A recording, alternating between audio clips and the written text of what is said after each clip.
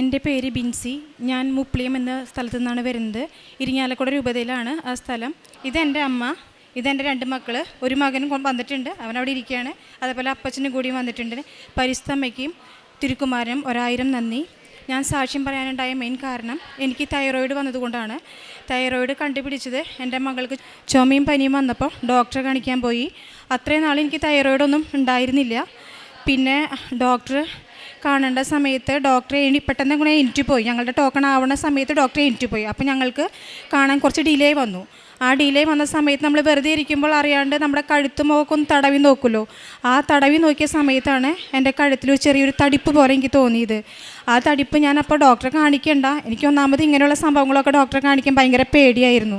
അപ്പോൾ എൻ്റെ തൊട്ടപ്പുറത്തിരുന്ന ചേച്ചി പറഞ്ഞു, മോളെ നീ ആ തടിപ്പും കൂടി ഒന്ന് കാണിച്ചു എന്ന് പറഞ്ഞു. അപ്പോൾ ഞാൻ പറഞ്ഞു, ചേച്ചി ഞാൻ ടോക്കൺ എടുത്തിട്ടില്ല, അപ്പോൾ ഞാൻ എങ്ങനെ കാണിക്കാമെന്ന് ചോദിച്ചു. പറഞ്ഞു, വേണ്ട മോളുടെ ടോക്കണിൽ തന്നെ ഒന്ന് കാണിച്ചോ എന്ന് പറഞ്ഞു.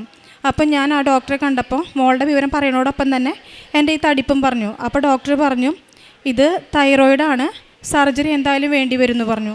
അപ്പോൾ സ്കാൻ ചെയ്യാനും ബ്ലഡ് ടെസ്റ്റ് ചെയ്യാനൊക്കെ എഴുതി തന്നു. ഞാൻ എന്നിട്ട് അന്ന് തന്നെ ഉച്ചതിരിഞ്ഞ് ഈ സ്കാനല്ല ബ്ലഡ് ടെസ്റ്റ് ചെയ്യൽ അന്ന് നടത്തി. വേറൊരു ദിവസം സ്കാനിങ്ങും നടത്തി.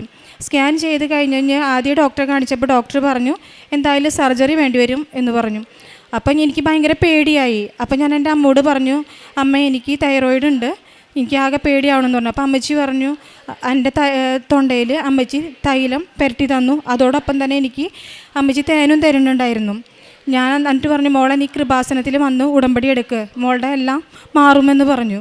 ഞാനപ്പോൾ മനസ്സിൽ വിചാരിച്ചു, എൻ്റെ മാതാവേ എൻ്റെ തൈറോയിഡിന് മാറ്റി തരണം, ഞാൻ ഉടമ്പടി എടുക്കലാമെന്ന് ഞാൻ മനസ്സിൽ വിചാരിച്ചു. അപ്പോൾ തന്നെ ഞാൻ വേറൊരു ഡോക്ടറെ 2 ദിവസം കഴിഞ്ഞപ്പോൾ വേറൊരു ഡോക്ടറെ കാണിച്ചു. ആ ഡോക്ടറെ കാണിച്ചപ്പോൾ ഡോക്ടർ പറഞ്ഞു, എന്തായാലും സർജറി വേണം, FNAC ചെയ്തോളം പറഞ്ഞു.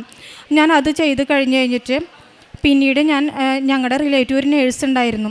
ആ നേഴ്സിനോട് പറഞ്ഞപ്പോൾ ആൾ പറഞ്ഞു, നീ ഒരു 3rd ഒപ്പീനിയൻ എന്ന നിലയ്ക്ക് വേറൊരു ഡോക്ടറെയും കൂടി കാണിക്കാമെന്ന് പറഞ്ഞു. ഒരു സർജനെ ഞാൻ കാണിച്ചു. അവിടെ ചെന്ന് ഡോക്ടറെ കാണിച്ചപ്പോൾ ഡോക്ടർ പറഞ്ഞു, നിങ്ങൾക്ക് കീറണമെന്ന് നിർബന്ധമാണെങ്കിൽ ഞാൻ കീറി തരാം, പക്ഷേ ഇപ്പോൾ കീറേണ്ട സാഹചര്യമൊന്നും കാണാനില്ല, മിക്കവാറും അത് ചുങ്ങി പോകാൻ ചാൻസ് ഉണ്ടെന്ന് പറഞ്ഞു. ഞാനാണെങ്കിൽ ഉടമ്പടി എടുക്കാമെന്ന് വിചാരിച്ചിട്ടുണ്ടായിരുന്നു. അങ്ങനെ ആ ഡോക്ടർ ആ തൈറോയിഡ് സർജറി വേണ്ടാന്ന് പറഞ്ഞ സന്തോഷത്തിൽ ഞാൻ വരികയും ചെയ്തു. ഞാൻ അമ്മച്ചിയോട് പറഞ്ഞു, ഞാൻ എന്തായാലും ഉടമ്പടി എടുക്കാമെന്ന് പറഞ്ഞു. ഞാനും അമ്മയും കൂടി ഒരു ദിവസം ഇവിടെ ഉടമ്പടി എടുക്കാൻ വന്നു. ഞാൻ ഉടമ്പടി എടുത്തത് 22/2/2024 അങ്ങനെ ഉടമ്പടി എടുത്ത് ഇപ്പോൾ ഈ നിമിഷം വരെ ഞാൻ 3 മാസം കൂടുമ്പോൾ തൈറോയിഡ് ടെസ്റ്റ് ചെയ്ത് ഡോക്ടറെ കാണാൻ പോകാറുണ്ട്. ഒരു ടാബ്ലറ്റും ഇതിനു വേണ്ടി ഞാൻ കഴിച്ചിട്ടുമില്ല. ഈ തൈലും ഉപ്പും തേനും ഉപയോഗിച്ചത് വഴിയാണ് എൻ്റെ തൈറോയിഡ് ഈ നിമിഷം വരെ സർജറി ഒന്നും കൂടാണ്ട് നിലനിന്ന് പോയത്. ഇനിയും എനിക്ക് സർജറി വേണ്ട എന്ന പൂർണ്ണ വിശ്വാസമുണ്ട്. അതേപോലെ തന്നെ എൻ്റെ 2ാമത്തെ മകളാണ്, ഇവളുടെ പേര് ആഞ്ചലിയ എന്നാണ്. ഇവൾക്ക് ഭയങ്കര വയറുവേദനയായിരുന്നു. വയറുവേദന വന്നപ്പോൾ നമ്മുടെ വലത് സൈഡിൽ താഴെയായിരുന്നു. കുറേ കഴിഞ്ഞപ്പോൾ അത് മേലേക്ക് കയറി. അപ്പം ഞങ്ങൾ വിചാരിച്ചു ഇനിയിപ്പോൾ അപ്പൻഡിക്സ് അങ്ങാനായിരിക്കുമെന്നാണ് വിചാരിച്ചിരുന്നത്. പക്ഷേ ഡോക്ടറെ കാണിച്ചപ്പോൾ ഡോക്ടർ പറഞ്ഞു, അപ്പൻഡിക്സ് ഒന്നുമല്ല, പിത്തസഞ്ചിയിൽ കല്ലാന്ന് പറഞ്ഞു. ഞങ്ങൾ മുന്നേ തൊട്ടടുത്തുള്ള ഹോസ്പിറ്റലിൽ കാണിച്ചു. ഒരു 5 ദിവസം കിടക്കാൻ പറഞ്ഞു. 3 ദിവസം കിടന്നു, 4 ദിവസം കിടന്നു, എന്നിട്ടും കുറയാണ്ടായപ്പോൾ ഞാൻ പറഞ്ഞു, ഞങ്ങൾ എന്തായാലും മാറി കാണിക്കാമെന്നും പറഞ്ഞിട്ട് അമല ഹോസ്പിറ്റലിൽ കൊണ്ടുപോയി കാണിച്ചു. അപ്പോഴാണ് ഡോക്ടർ പറഞ്ഞത്, നമുക്ക് അൾട്രാസൗണ്ട് എടുത്ത് നോക്കാമെന്ന് പറഞ്ഞു. അൾട്രാസൗണ്ട് എടുത്ത് നോക്കിയപ്പോൾ പിത്തസഞ്ചിയിൽ കല്ലുണ്ടെന്ന് കാണിച്ചു. 2 പ്രാവശ്യം അവൾക്ക് സ്കാൻ ചെയ്തു. 2 സ്കാനിങ്ങിലും അൾട്രാസൗണ്ടിൽ അവൾക്ക് പിത്തസഞ്ചിയിൽ കല്ല് കാണിച്ചിട്ടുണ്ടായിരുന്നു. അത് കഴിഞ്ഞ് ഒരു ദിവസം ഭയങ്കര പെയിൻ വന്നു. അപ്പോൾ ഞങ്ങൾ കാഷ്വാലിറ്റിയിൽ രാത്രിയിൽ കൊണ്ടുപോയി കാണിച്ചപ്പോൾ അവിടെ അഡ്മിറ്റാക്കിയിട്ട് ഇവളുടെ എല്ലാ ടെസ്റ്റുകളും ചെയ്യുന്നുണ്ട്. ഇവൾക്ക് ഞാൻ ആ വയറുവേദന എന്ന് പറയുന്ന സമയത്തൊക്കെ ഞാൻ ഉടമ്പടി തൈലും കാശുരൂപം വെച്ച് പ്രാർത്ഥിക്കലും തേനും എല്ലാം കൊടുത്തിട്ടുണ്ടായിരുന്നു. ഞാൻ ഉടമ്പടി എടുത്ത കാരണം കൊണ്ട് ഇതൊക്കെ എൻ്റെ കയ്യിലുണ്ടായി. അതൊക്കെ ഞാൻ വിശ്വാസ പ്രമാണം ചൊല്ലിയിട്ടാണ് അവൾക്ക് കൊടുത്തിരുന്നത്. അത് കഴിഞ്ഞ് ഞാൻ കാഷ്വാലിറ്റിയിൽ കൊണ്ടുപോയി ഇവളെ നേരെ ജനറൽ സർജറി വാർഡിൽ കൊണ്ടുപോയി അഡ്മിറ്റാക്കി. എന്നും ഡോക്ടർ പറയും, വേദനയുണ്ടോ എന്ന് വന്ന് ചോദിക്കും. ഇവൾ പറയും, വേദനയ്ക്ക് ഒരു മാറ്റമില്ല എന്ന് പറയും. ഇവൾക്ക് ഭക്ഷണമൊന്നും കൊടുക്കണ്ട, അങ്ങനെ തന്നെ വെറുതെ ട്രിപ്പ് മാത്രം ചെയ്തിട്ടുണ്ടായിരുന്നുള്ളൂ, വേറെ ഒരു മരുന്ന് അവൾക്ക് കൊടുത്തില്ല. ഇവളുടെ വേദന എന്താണെന്ന് കണ്ടുപിടിക്കാനും പറ്റണില്ല. അവർ കുറേ കഴിഞ്ഞിട്ട് സർജറി വേണമെന്ന് പറഞ്ഞു. 2 പ്രാവശ്യം ഇവൾക്ക് സർജറിക്ക് വേണ്ടി എല്ലാ പ്രിപ്പറേഷനും നടന്നു. അത് കഴിഞ്ഞ് ആ സർജറിക്ക് വേണ്ട ഡ്രസ്സ് മാത്രം മാറ്റി പോകേണ്ട സമയത്ത് ഒരു ഡോക്ടർ പറഞ്ഞു, നമുക്ക് CT സ്കാനും കൂടി എടുക്കാമെന്ന് പറഞ്ഞു. ആ CT സ്കാൻ ചെയ്ത് അതിൻ്റെ റിസൾട്ട് വന്നപ്പോൾ ആ പിത്തസഞ്ചിയിൽ കല്ല് കാണാനില്ല. ഇവളെ സ്കാൻ ചെയ്യാൻ പോണതിന് മുന്നേ ഉടമ്പടി തൈലം അവളുടെ മേത്ത് ആ വയറിൻ്റെ ഭാഗത്ത് വിശ്വാസ പ്രമാണം ചൊല്ലി കുരിശ് വരച്ച് തൈലം പറ്റിയിരുന്നു. അതോടൊപ്പം തന്നെ കാശുരൂപം വെച്ച് പ്രാർത്ഥിച്ചു. അതേപോലെ തന്നെ വിശ്വാസ പ്രമാണം ചൊല്ലി കാശുരൂപം വെച്ച് പ്രാർത്ഥിച്ച് തയനും കൊടുത്തിട്ടൊക്കെയാണ് ഇവിടെ ഞാൻ CT സ്കാനിന് കൊണ്ടുപോയത്. എപ്പോൾ പോകുമ്പോഴും മാതാവിൻ്റെ ഈ കൊന്ത എൻ്റെ കയ്യിലുണ്ടാവും. എവിടേക്ക് പോവുകയാണെങ്കിലും ആ കൊന്ത എൻ്റെ കയ്യിലുണ്ടാവും, കാശുരൂപം എൻ്റെ കയ്യിലുണ്ടാവുമായിരുന്നു. ആ CTയിൽ അവളുടെ കല്ല് മാതാവ് പൂർണ്ണമായി എടുത്തു മാറ്റി. പിന്നെ എനിക്ക് തലവേദന ഉണ്ടായിരുന്നു. തലവേദന 10-15 വർഷമായിട്ടുള്ള തലവേദനയായിരുന്നു. തലവേദന ഭയങ്കര കാഠിന്യമുള്ള തലവേദന. ഒരു വെയിൽ കൊണ്ടു കഴിഞ്ഞാൽ അപ്പം എനിക്ക് തലവേദന, പുറത്തേക്ക് ഇറങ്ങാൻ പറ്റില്ല. തുണി വരെ ഞാൻ തലയിൽ കെട്ടിവെക്കാറുണ്ടായിരുന്നു തലവേദന മൂലം. ലൈറ്റ് ഇടുമ്പോൾ വെളിച്ചം കാണുമ്പോഴൊക്കെ എനിക്ക് തലവേദനയാണ്, ഭയങ്കര തലവേദന വരും. ഞാൻ നിക്കാക്കളി ഇല്ലാണ്ടിരിക്കുന്ന സമയത്ത് മാത്രം ഞാൻ ഒരു പാരസെറ്റമോൾ കഴിക്കും. പിന്നീട് എനിക്ക് മനസ്സിലായി ഈ പാരസെറ്റമോളൊന്നും കഴിച്ചിട്ട് ഒരു കാര്യമില്ല എന്ന് മനസ്സിലായി. ഞാൻ അപ്പോൾ വിശ്വാസപ്രമാണം ചൊല്ലി ഉടമ്പടി തൈലം മാത്രം പുരട്ടി പ്രാർത്ഥിച്ചു.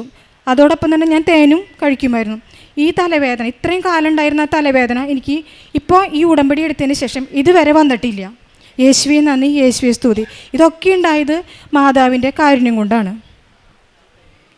പിന്നെ എനിക്ക് മകളുടെ എഡ്യൂക്കേഷൻ ലോണിന് വേണ്ടിയിട്ട് ഞാൻ അപേക്ഷ വെച്ചിട്ടുണ്ടായിരുന്നു. അപ്പോൾ എല്ലാവരും പറഞ്ഞു വേറെ ലോണുള്ളവർക്ക് എഡ്യൂക്കേഷൻ ലോൺ പാസ്സാവാൻ ഭയങ്കര ബുദ്ധിമുട്ടാണെന്ന് പറഞ്ഞിരുന്നു. പക്ഷേ മാതാവിനോട് ഞാൻ എഡ്യൂക്കേഷൻ ലോണിൻ്റെ ആ പേപ്പർ കൊടുക്കുന്ന സമയത്ത് ആ തൈലെടുത്ത് മാതാവിൻ്റെ തൈലം വിശ്വാസപ്രമാണം ചൊല്ലി ആ ഫോമിമൊക്കെ ഞാൻ കുരിശടയാളം വരച്ച് പ്രാർത്ഥിച്ചിട്ടുണ്ടായിരുന്നു. അതിൻ്റെ ഫലമായിട്ട് ആ എഡ്യൂക്കേഷൻ ലോൺ അവൾക്ക് പാസ്സാവുകയും അവൾക്ക് അതിനോടൊപ്പം തന്നെ ഒരു സീറ്റ് കിട്ടുകയും ചെയ്തു. അവൾക്ക് +2 മാർക്ക് കിട്ടുകയാണെങ്കിൽ ഞാൻ സാക്ഷ്യം പറയാമെന്ന് പറഞ്ഞിരുന്നു. അങ്ങനെ വിശ്വാസപ്രമാണം ചൊല്ലി പ്രാർത്ഥിച്ച് എന്നും പ്രാർത്ഥിച്ച് അവൾ വിട്ടിരുന്നത് ഞാൻ എക്സാമിനൊക്കെ. അപ്പോൾ തന്നെ അവൾക്ക് റിസൾട്ട് വന്നപ്പോൾ തിരക്കേടില്ലാത്ത രീതിയിലുള്ള മാർക്കൊക്കെ അവൾക്ക് കിട്ടി. പിന്നെ ഇപ്പോൾ അവൾ BTech എഞ്ചിനീയറിങ്ങിനാണ് പഠിക്കുന്നത്. ഗ്രാഫിക്സ് എക്സാം അവൾക്ക് ഭയങ്കര ടഫായിരുന്നു. അപ്പോൾ അവൾ പറഞ്ഞിരുന്നു അവൾക്ക് ഒന്നാമത് ഗ്രാഫിക്സ് ഇഷ്ടമില്ലാത്തൊരു സബ്ജക്റ്റ്. അപ്പോൾ ഓണയിൽ മുന്നേ അവൾ പറഞ്ഞു എനിക്കൊന്നും പഠിച്ച് കഴിഞ്ഞിട്ടില്ല, എനിക്ക് ഒരു ഉറപ്പുമില്ല മമ്മയെന്ന് പറഞ്ഞു. അപ്പോൾ ഞാൻ പറഞ്ഞു മോളെ നീ പോകും വഴിക്ക് ഡെയിലി ബ്രെഡ് കണ്ടു പോടിയെന്ന് പറഞ്ഞു. അങ്ങനെ അവൾ പോകും വഴിക്ക് ഡെയിലി ബ്രെഡ് കണ്ട് പോയി. അതിൻ്റെ ഫലമായിട്ട് ആ എക്സാം നല്ല എളുപ്പത്തോടു കൂടി അവൾക്ക് എഴുതാനും സാധിച്ചു. എനിക്ക് പിന്നെ കാരുണ്യ പ്രവർത്തികൾ എന്ന് പറയാനായിട്ട് സാമ്പത്തികമായി ഞാൻ കുറച്ച് പിന്നോക്കമുള്ള അവസ്ഥയിലാണിപ്പോൾ. അപ്പോൾ എന്നാൽ കഴിയുന്ന വിധത്തിൽ ഞാൻ എന്താ പറയുക, വല്ലവരും വന്ന് നമ്മളോട് എന്തെങ്കിലും സഹായം ചോദിക്കുമ്പോൾ ഞാൻ എൻ്റെ കയ്യിലായ പൈസ ഞാൻ കൊടുക്കാറുണ്ട്. വലിയൊരു എമൗണ്ട് അല്ലെങ്കിലും എന്നാൽ കഴിയുന്ന രീതിയിൽ ഞാൻ കൊടുക്കാറുണ്ട്. അതോടൊപ്പം തന്നെ പൊതിച്ചോറിന് വരുമ്പോൾ ഞാൻ അവർക്ക് എന്നെ കൊണ്ട് പറ്റുന്ന രീതിയിലുള്ള പൊതിച്ചോറും കൊടുക്കും. പിന്നെ ഇവിടെ നിന്ന് മേടിക്കുന്ന 3 കെട്ട് പത്രം ഞാൻ ഓരോ വീടുകളിലും കൊണ്ട് കൊടുക്കും. പിന്നെ മോൾ അഡ്മിറ്റായിരുന്ന സമയത്ത് ഹോസ്പിറ്റലുകളിലൊക്കെ ഞാൻ കൊടുക്കാറുണ്ടായിരുന്നു. എന്നാൽ കഴിഞ്ഞ രീതിയിലൊക്കെ പ്രേക്ഷിത പ്രവർത്തനം ഞാൻ ചെയ്യുന്നുണ്ട്. വലിയ രീതിയിൽ ചെയ്യാൻ പറ്റിയില്ലെങ്കിലും എന്നെക്കൊണ്ട് കഴിയണ രീതിയിൽ എനിക്ക് ഇത്രയും ദൈവം തന്ന അനുഗ്രഹങ്ങൾക്ക് ഞാൻ നന്ദി പറയുന്നു. എന്നും ഞാൻ ദൈവത്തോട് കൂടിയായിരിക്കും. യേശുവേ നന്ദി, യേശുവേ സ്തുതി. എൻ്റെ പേര് റോസി പൗലോസ്. എൻ്റെ വീട് വല്ലപ്പാടി, ഇരിങ്ങാലക്കുട രൂപത.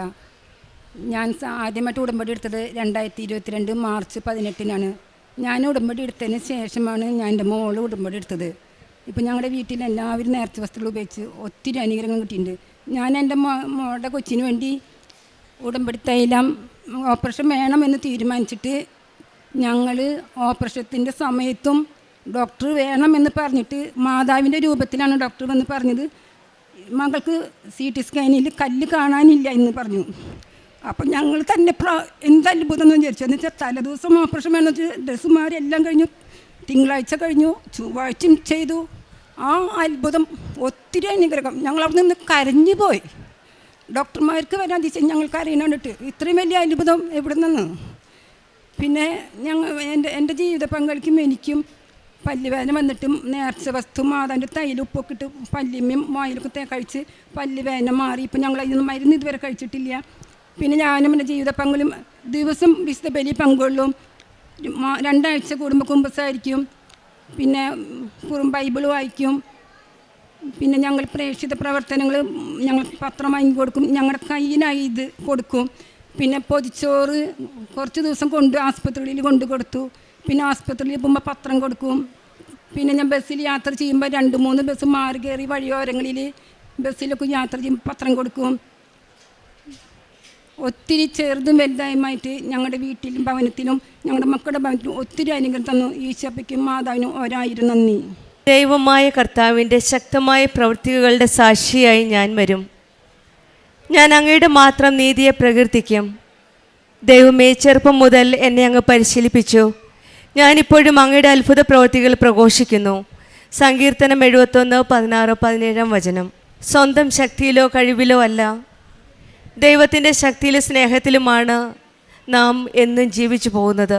നമ്മുടെ ജീവിതത്തിൽ സംഭവിക്കുന്ന എല്ലാത്തിനും പിന്നിൽ ഈശോയുടെയും അമ്മയുടെയും ഒരു കരുതലും ശക്തിയും സ്നേഹവുമാണ് നാം ലോകത്തോട് പറയുന്നത്.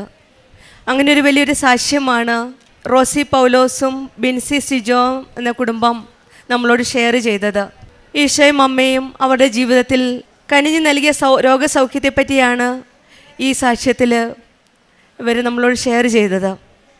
തൈറോയ്ഡ് എന്ന രോഗവും പിത്തസഞ്ചിയിലുണ്ടായിരുന്ന കല്ലും രണ്ടും സർജറിയാണ് പറഞ്ഞിരുന്നത്. സ്കാൻ ചെയ്തു, എല്ലാം റെഡിയായി, ഓപ്പറേഷനുള്ള എല്ലാ സജ്ജീകരണങ്ങളും നടത്തിയതിന് ശേഷമാണ് ഇവർ ഓരോ ദിവസവും പ്രാർത്ഥിക്കുമായിരുന്നു. വിശുദ്ധ വസ്തുക്കളായ തൈലവും ഉപ്പും തേച്ചാണ് വിശ്വാസ പ്രമാണം ചൊല്ലി പ്രാർത്ഥിച്ചു. ഈ അമ്മയാണ് ആദ്യം മക്കൾക്ക് വേണ്ടി പ്രാർത്ഥിച്ചത്. അമ്മ ഒരു നല്ല വിശ്വാസ കൈമാറ്റം ചെയ്തതുകൊണ്ടാണ് ഈ മകളും ഉടമ്പടി ജീവിതത്തിലേക്ക് വരുവാനും വിശ്വസിക്കുവാനും വഴി തെളിച്ചു കൊടുത്തത്. ഈ പ്രാർത്ഥനയുടെ ഒരു വലിയൊരു ലക്ഷ്യം രോഗസൗഖ്യമായിരുന്നു. ആ കാര്യമാണ് ഈ അമ്മ, പരിശുദ്ധ അമ്മ ഈശോയുടെ അടുക്കിലേക്ക് ഇവിടെ നിയോഗം സമർപ്പിച്ചത്. അങ്ങനെയാണ് ഓപ്പറേഷൻ ഫിക്സ് ചെയ്തിരുന്നതിൽ നിന്നും ഈശോയും അമ്മയും ഇവരെ സൗഖ്യപ്പെടുത്തിയത്. നമ്മുടെ ജീവിതത്തിലും നമ്മൾ ഓരോ കഷ്ടതകളിലും ദുഃഖങ്ങളിലും വന്ന് പരിശുദ്ധ അമ്മ ജീവനോടെ പ്രത്യക്ഷപ്പെട്ട ഈ സന്നിധിയിൽ വന്ന് കരഞ്ഞ് പ്രാർത്ഥിക്കുമ്പോൾ നമ്മൾക്കും വിശ്വസിക്കാം, നമ്മുടെ കൂടെ ഒരു ദൈവമുണ്ട്. ദൈവത്തിൻ്റെ ശക്തമായ പ്രവൃത്തികളുടെ സാക്ഷിയായി നമ്മളെയും ഒരിക്കൽ മാറ്റുമെന്ന് നമുക്കും വിശ്വസിക്കാം. നമ്മുടെ കൂടെ നമ്മുടെ കൈപിടിച്ച് നടത്തുന്ന പരിശുദ്ധ അമ്മയാണ് ഓരോ പ്രാവശ്യവും നമ്മുടെ കണ്ണുനീർ തുടച്ചു തരുന്നത്. ഈ മക്കൾ പിന്നെ പ്രാർത്ഥിച്ചത് 15 വർഷം നീണ്ടു നിന്ന ഒരു തലവേദനയായിരുന്നു. അതിൻ്റെ രോഗസൗഖ്യത്തിനായിട്ട് സമയചുരുക്കത്തിൻ്റെ അമ്മ ഉടമ്പടി എടുത്ത ഉടനെ ഈ മകൾക്കും ആ രോഗത്തിൽ നിന്നും സൗഖ്യം നേടിക്കൊടുത്തു. പിന്നെ ഇളയ മകളുടെ ലോൺ അത് അസാധ്യമായിരുന്നു. പഴയ ലോൺ ഇരിക്കുമ്പോൾ പുതിയ ലോൺ കിട്ടാനുള്ള സാധ്യത വളരെ കുറവാണ്. ആ സാധ്യമായ കാര്യമാണ് പരിശുദ്ധ അമ്മയും ഈശോയും ഈ മകൾക്ക് ചെയ്തു കൊടുത്തത്. നമ്മുടെ ബഹുമാനപ്പെട്ട ജോസഫ് അച്ഛൻ എപ്പോഴും പറയും, നിങ്ങളുടെ നിയോഗത്തിൽ അസാധ്യമെന്ന് കാണുന്ന കാര്യങ്ങൾ നിങ്ങൾ നിയോഗമായിട്ട് സമർപ്പിക്കുക, മറ്റു കാര്യങ്ങളെല്ലാം നിങ്ങൾ പ്രാർത്ഥിക്കുക. നിങ്ങളുടെ മെറിറ്റിലോ നിങ്ങൾക്ക് എന്തെങ്കിലും സാധ്യതയുണ്ടെങ്കിൽ അത് കിട്ടും. അസാധ്യമെന്ന് കാണുന്ന കാര്യങ്ങളാണ് നമ്മൾ നിയോഗത്തിൽ സമർപ്പിച്ച് വിശ്വാസത്തോടെ പ്രാർത്ഥിക്കേണ്ടത്. അങ്ങനെയാണ് ഈ മക്കൾക്ക് ഓരോ കാര്യങ്ങളും ഈശോയോടും അമ്മയോടും പറഞ്ഞപ്പോൾ ഈ അസാധ്യമായ കാര്യമാണ് രോഗാവസ്ഥയിൽ ഓപ്പറേഷൻ തിയേറ്ററിൽ നിന്ന് ഇറങ്ങി വരിക. ഇതെല്ലാം പരിശുദ്ധ അമ്മയും ഈശോയും കഴിഞ്ഞു നൽകിയ വലിയൊരു അനുഗ്രഹവും കൃപ കൊണ്ടും മാത്രമാണ്.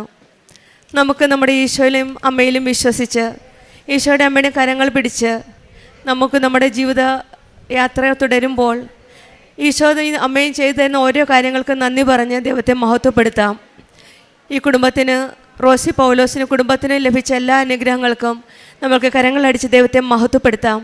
യേശുവേ നന്ദി, യേശുവേ സ്തുതി. അത്യപൂർവ ദൈവാനുഭവങ്ങൾ ഇനി നിങ്ങൾക്കും സ്വന്തം. ഈ യൂട്യൂബ് ചാനൽ ഇതുവരെ സബ്സ്ക്രൈബ് ചെയ്തിട്ടില്ലെങ്കിൽ ഇപ്പോൾ തന്നെ സബ്സ്ക്രൈബ് ചെയ്യുക. ഈ വീഡിയോ ഇപ്പോൾ തന്നെ നിങ്ങളുടെ സുഹൃത്തുക്കൾക്ക് ഷെയർ ചെയ്തുകൊണ്ട് കർത്താവിൻ്റെ പ്രേക്ഷിതരാകുക.